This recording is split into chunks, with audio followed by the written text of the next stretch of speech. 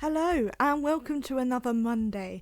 Now, as we know, last week was my first audio recording and there seemed to be a slight problem with the audio, e.g. it being too low. So this week, hopefully I've sorted it out and it's at the correct volume. But now we're going to dive in with story time with She. This week's story is Rapunzel. Let's go. Once upon a time, there was a man and his wife who had the bad luck to live next door to a witch. They longed to have a child, and at last their wish was granted. One day the wife had a craving for some wild garlic called Rapunzel. This was growing in the witch's garden. Her husband picked some for her, and she ate it. The next day he went back for more, and on the third, the witch pounced on him. "Why are you stealing my wild garlic?" she asked.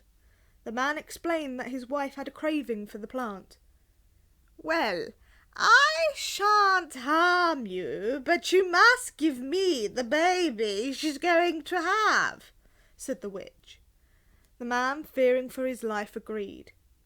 When the time came, the wife gave birth to a lovely baby girl, but the witch came to take the baby away.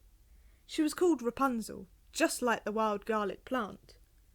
The witch brought up Rapunzel, and when she was 12, locked her in a high tower that had no door or stairway.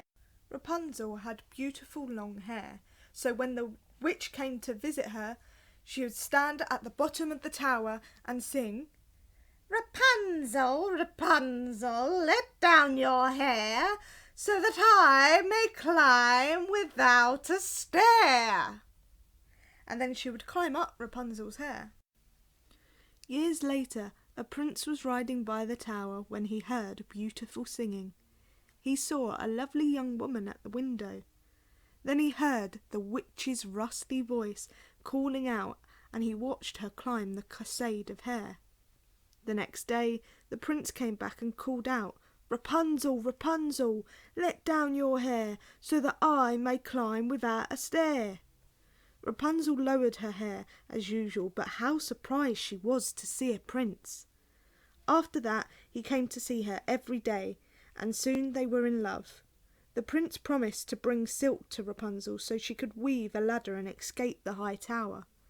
But one day silly Rapunzel said to the witch, "I wonder how you are so much heavier than the prince. It never hurts my hair so much when he climbs up to visit me." Snip, snap! The witch put an end to Rapunzel's romance by cutting off her lovely long hair. How sorry Rapunzel was for her foolishness. The witch spirited Rapunzel away and left her in a desert where the poor girl wandered about lost and alone. She had lots of time to feel sorry for herself for letting the witch know she had a prince visiting her. Meanwhile, the wicked witch had tied Rapunzel's hair to the window frame. When she heard the prince call, she let down the golden tresses as usual.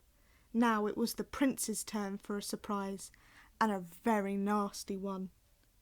He tumbled down from the high tower, and the witch made him go blind.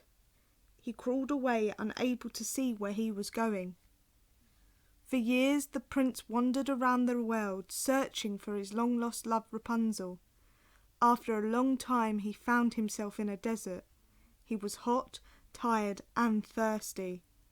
And then he heard a lovely voice singing such a sad song it made him weep. "Rapunzel!" he cried. "Rapunzel, can it be you?" It was Rapunzel. She ran over to the prince and threw her arms around him. When she saw that her prince was now blind, she cried. Her tears fell into his eyes, and suddenly he could see again. Rapunzel and her prince were married, and they never saw the witch again, and Rapunzel's hair grew almost as long as before. This has been Storytime with She. Thank you for listening and tune in next week.